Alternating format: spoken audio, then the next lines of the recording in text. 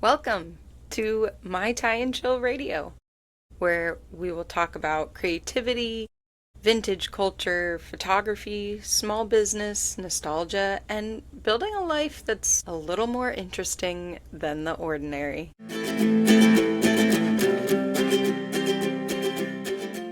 I'm Angelina, creator of My Tie and Chill, and today I'm sharing the story behind how this all started. So, I've always been the person digging through thrift stores, collecting strange treasures, and getting excited about old things that most people would walk right past. Growing up, I was a very creative person, and I was lucky enough to be surrounded by other very creative people. I grew up in Fort Myers, Florida. I started getting really into photography around middle school. It was when those milk ads were everywhere, Delia's catalogs were out, and I loved it all. My walls were covered with all of the milk ads, and I wanted to be a fashion photographer. Here in Fort Myers, there's not a lot for kids to do. So most of the time, my friends and I would be checking out abandoned places around town and taking pictures of each other. That's kind of how it all started. And in high school, that blossomed even more. The darkroom was definitely my happy place, and there was nothing like it. My high school photography teacher, incredible lady, and everyone would joke, "Oh, that's going to be you, Ange, when you grow up." And I loved it. I was like, yeah, let's sign me up. I'm totally ready to be that person. So, high school, I was doing a lot of photo competitions and really wanting to move to New York and have my photos in magazines and on the billboards of Times Square. My freshman year, however, started out a little rough. I went to University of Central Florida in Orlando, and I was an art major. I had no idea what I was going to do as an art major. It wasn't for me. It didn't take long to realize that either. And I luckily worked really hard to get a few scholarships from Savannah College of Art and Design in Georgia. So I spent my sophomore, junior, and senior year at SCAD, graduating with a BFA in photography. SCAD was beyond magical. It was like this whole world opened up when I was surrounded with other like-minded people. I didn't feel like a small little ant crawling in the wrong direction. I felt like I was part of the colony and in the best way possible, not like a flock of sheep way, but in a very cool, comfortable with yourself scenario. And SCAD definitely changed my life and changed the way that I looked at the world and viewed photography even. The digital age was coming up, and that being such a art school, not a business school, I was way into the art of photography. I didn't want to give up the darkroom. That had been my happy place for as long as I can remember. So for me to switch to digital, I was not about it. I was like, it will fade out. Yeah, I was wrong. I'm not afraid to say I was wrong. The digital world did take over. And I'm glad I stuck to it, and I miss the dark room every day. I wish I could have my own dark room as an adult. There's nothing like it. But when I graduated and moved to New York, I found out the hard way that it is not a film heavy world. And I had to learn as I went that digital was the way. And everything had already moved to digital. My first camera was the Canon 5D, the first, I think it was 12 megapixels. I still have it to this day. I use it on weddings. It's, I think, the most incredible camera. I had that. I learned a couple things at SCAD with it because they had some on campus that you could rent out and play with, but it was a whole new world for sure. And I got to work with some really cool photographers. I just started realizing the fashion industry just wasn't for me. I started doing a lot of party photography, think Nikki Digital or Last Night's Party. That was kind of the easy, cool thing to do, especially with that digital world coming up. It was MySpace profile picture worthy all the time. I knew I had to get a real job. So I was lucky enough to be hired at one of New York's most famous, incredible places, Trash and Vaudeville. And it was located on St. Mark's. They've moved now to the Lower East Side, but they are still there. But it was just an incredible, incredible opportunity to enter in the world of New York City with the true grit and grime of punk rock. And Trash and Vaudeville was that epicenter for punk and rock and roll. It was, think of a high-end Hot Topic, but dirty and grimy and gritty. And it was definitely a really fun experience, and I think helped shape who I am today, for sure, and still has a ton of influence on me and my art and everything I do. My boss, Jimmy Webb, he was very special, and anyone that knows him, that's worked with him, that has been fitted by him, by their pants straps being pulled and him saying, "Now you gotta go a size smaller," Jimmy was really special, and he definitely took me and other employees under his wing and was always there for us. And he cared a lot, and he loved rock and roll. Gosh, he loved Iggy Pop. The stories I could tell about the things I've done at Trash and Vaudeville for him, and just an amazing experience. And those Trip NYC pants, remember, like the big black pants, the baggy pants with like the different chains and stuff? Well, Trip NYC was created by Dang, and Dang and her husband opened up and created Trash and Vaudeville. If it wasn't for Trip, there would be no Trash and Vaudeville, and if it wasn't for Trash and Vaudeville, I don't feel like Trip would have been what it is today. And it was amazing. Fantastic owners, the kindest people you have ever met. And I'm so thankful for having that job. And I even got to shoot Trip NYC's line, and I can't tell you how many boxes that checked off of goals in my life. I mean, that was like peak dream life photography for me, shooting that brand and getting to go on shoots with Mick Rock. It was awesome. It was incredible. Just a fantastic experience. And with all the creatives that work there, that shopped there, I started really getting into the scene of New York and started working at a nightclub that was extremely exclusive called The Box.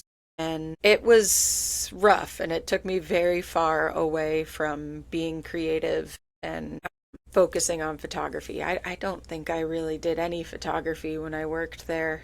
But then I got lucky again and was hired at the McKittrick Hotel in the Mandalay Bar at Sleep No More. For those that don't know what Sleep No More is, it was an immersive experience. It was in the McKittrick Hotel. It was a 5-story building where you could follow these actors and these dancers around. Sleep No More was loosely based off of Rebecca and Macbeth, and you were wearing a mask. I have some somewhere. Maybe when I go more into my life at Sleep No More, I'll show you one of the masks. But I worked in the bar. So in this bar, it was 1939. My name was Lulu, and it was the first time I had ever had to act in any way or, put on a character. I just have never done that before. And I worked with a lot of amazing, talented actors and dancers and people who why are they not famous yet? They're so talented. My friends, they're amazing. But it was a fantastic experience. And Lulu was kind of like the bar floozy. I think I had cards that actually said Mandalay Bar, Lulu, Resident Floozy. And that was my character. I'd walk around and take a flask out of my thing. What can I get for you?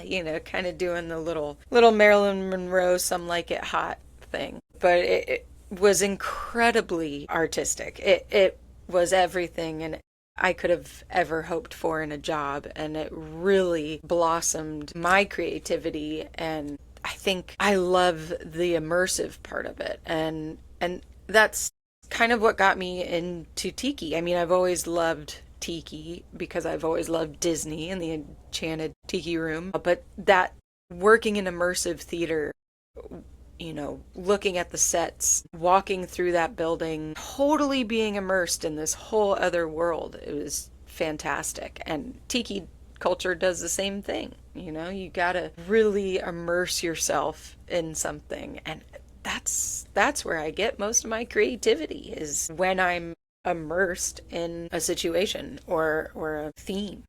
I also I bartended at Sleep No More.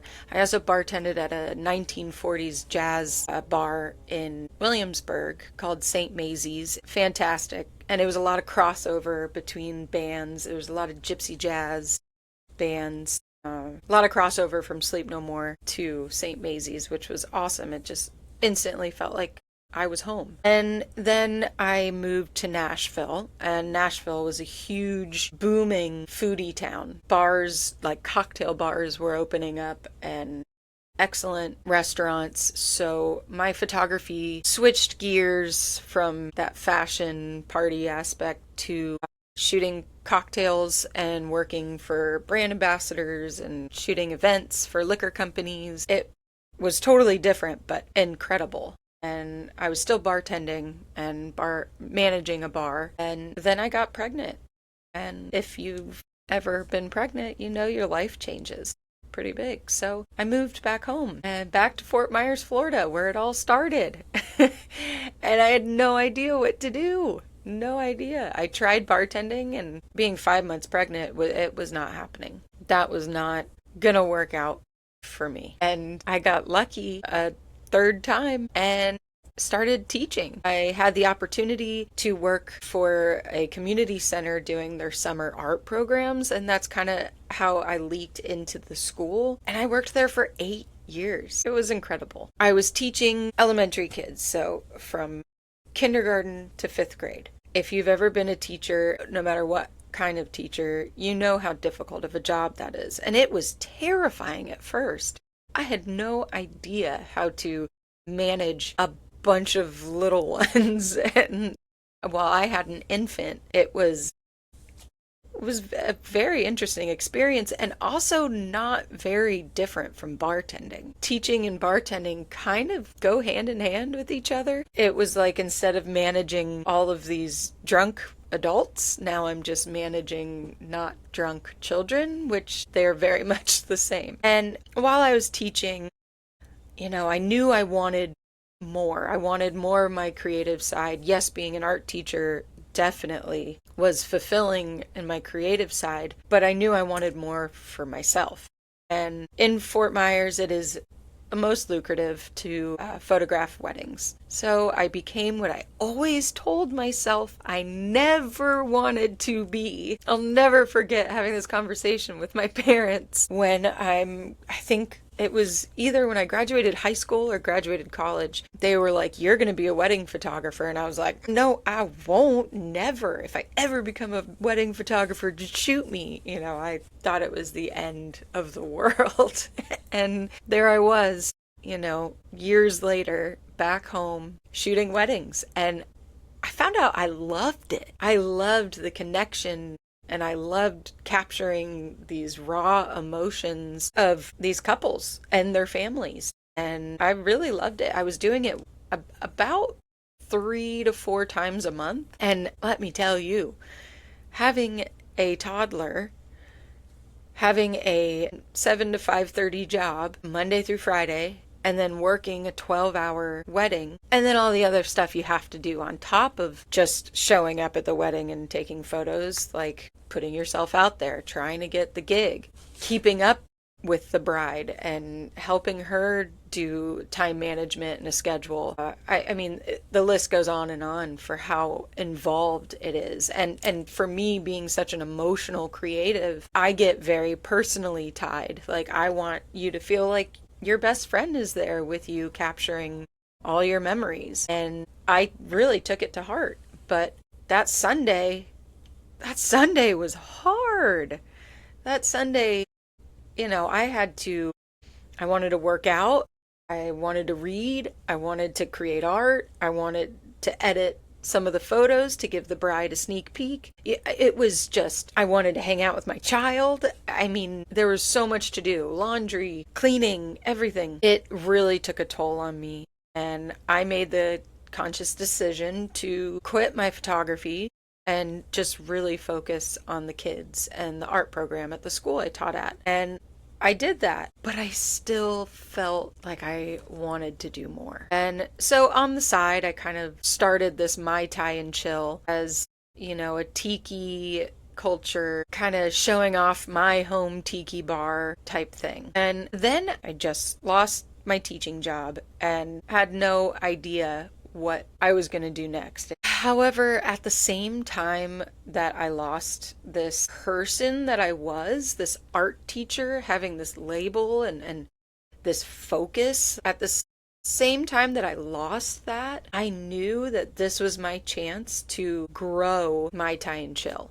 I knew that this was my door of opportunity to walk in full on Mai Tai and chill it. And I'm still chilling. And it's been an adventure and it's terrifying. The scariest part is I have to bet on myself over and over and over again. Putting my art out there, putting my passion out there is really scary. And while it was beyond devastating losing my job, and losing that person that I was. And to make matters worse, my son went to that school. So I was lucky enough to be with him every day at school. We had the same schedule.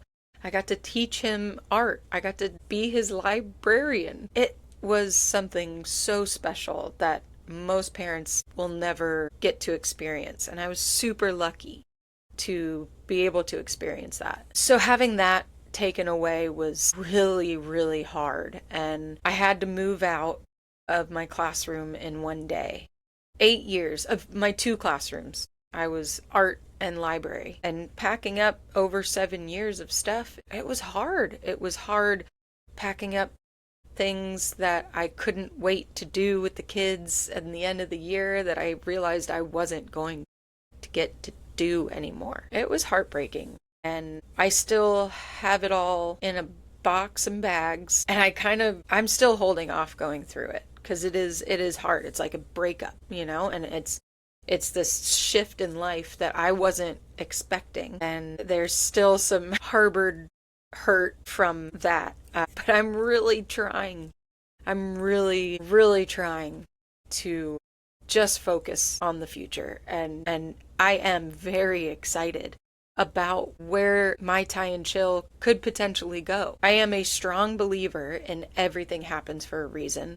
I also have always been blessed with being able to close a door and open another, and it's always opened up to something better. And I know that this opportunity is Mai Tai and Chill. It's more than just a brand. It's a lifestyle brand that merges vintage fashion, artist-designed apparel, original artwork, and an immersive creative experience. And that's the biggest thing that I really want to put out there is I want it to be this immersive experience that you have with creativity. And it's also blended into a cohesive retail concept. Right now, I'm online and I'm selling vintage clothes. I'm selling vintage items now. I just started selling some really cool, I like to theme it. So each drop has a theme. And it's been going fine online. I design t-shirts and I make jewelry and all of that is online and it's going. I also am still doing my photography business back in that game and that feels incredible. I like to capture memories. So whether that's weddings or families or celebrations, that's anything that has like real passion, I love to do. And I'm all about creating these memories, helping capture these created memories by these families and these people. So it's also super important to me. And I want to put more of that creative into the photography aspect of Mai Tai and Chill. I do shoot at like tiki events And that's all so much fun. And it's definitely like that feeling like when I got into SCAD and I was surrounded by like-minded people. Exactly the same feeling. When I get to be in a tiki event here in Florida, I love it. It's definitely a big glass of fresh water. And my goal for this is to build community, to know the people in town that are making this creative world here for us in Fort Myers and Southwest Florida and Florida. I think we got a lot of bad rep here. And, that's okay. It's fun. So, I mean, I love the show Florida Man. It's hilarious. And I love the books and it's great. I'm here for it. And yeah, it's all true. It is like that here. We're another breed. But we're also really creative and cool. There's also a whole other world out here that isn't Florida Man, and I love that sense of community is very important to me and my business. And my goal for that is to have a brick and mortar where it is a space for people. It is a space for all of the weirdos, all the creatives, all of the fun loving, all of the laid back, chill people to come together and create, shop, relax. I want it to be a multi-use space. So not only will it have my vintage, my jewelry, I make clothes as well. Not only will it have that, but I hope to also incorporate other artists. I've met so many incredible people on this journey in a matter of months, and I can't imagine how many more I'm going to get to meet. And I would love for that to be there as well. I don't want it to just be me. I enjoy other people's art and creations and creativity too. And a place where we could have classes. I could teach photography classes. I could teach a velvet painting class, something different. Or maybe a friend of mine, an incredible mixologist, fantastic. She's the best. Like maybe she could come and do a class on how to make a proper tiki cocktail. It doesn't even have to be tiki. I mean, the possibilities are really endless when you have a space that is filled with love, passion, and creativity. And that's really what I want to focus on for my Tie and Chill, that community of creativity. And also a place you could go to, show up alone, no expectations. You just go and it feels like you're home. I love that. I've always been lucky enough to work in places like that, and I want to give that to other people, that sense of I belong here and I love being here. And yeah, right now it's just pop-up markets, and it's I'm trying to figure out how to vend and how to create this immersive experience within a 10 by 10 space. So that's evolving as well. And, with this podcast, my goal is to create that community starting here first. And I am so excited for the opportunity to interview artists, interview musicians, interview other vintage resellers. I love thrift. I think I need to thrift. I've always been that way. And back in Savannah, I used to drive home to Fort Myers and thrift all the shops and then bring it back up to Savannah, and I would sell it to a consignment shop. And I loved it. That validation of being like, oh my gosh, this piece is amazing. Like I've always loved having that eye and being able to find goods. It's so addicting. I feel like it's like fishing, maybe. I'm not a fisherman, but I can totally understand how people become obsessed with fishing, because I feel like it's the same thing. We're always there, or treasure hunting or fossil hunting, really anything. But I want to be able to interview these people, and I also want to show you what I get. I thrift constantly and I get some really cool stuff, and I want to share that with you and share the history with you. I love researching where something came from or what's the backstory. And then I also want to keep you updated on what's going on with my Tie and Chill. I'd like for you to stay in the loop, follow along with me. Like what's going to happen? Can I get this off the ground and really follow my dream? I think I can. I'm going to try my darndest to make that happen because I feel like now that I've opened this door, I'm not going back. I don't want to. And I want you to come along with me. I need that community and that support and that tap on the back sometimes. So come with me, follow me. And, I also love weird Florida. I love haunted things. I love vintage. There's so much. I love tiki. I travel to tiki bars and tiki events, and I'd love to share that on here with those that are, into that. If you're into vintage, if you're into weird, if you're into ghost stories, you're in the right spot. You're exactly where you need to be listening to this podcast or watching or whatever. However you're taking in this radio. Come along with me as I build this creative life. And, right now I'm still trying to figure out how to grow this business and create a consistent income while staying true to what I love. That's tricky. And talk about like reality shows. I love reality shows. I mean, you want to talk about that? We could talk about that too. But creating your own business from what you love is so worth the listen. There's so many ups and downs. Like one week I feel like I'm on top of the world and I'm successful and I've made it and I can do it, and then the next week I'm crying and curled up in a ball and I feel like a failure. That's part of it, but I hope you stay with me. And thank you for hanging out with me for the very first episode. If you enjoyed it, follow the podcast and share it with someone who loves vintage culture or creativity or building something from scratch or tiki culture. Until next time, stay tropical, stay strange, and keep creating.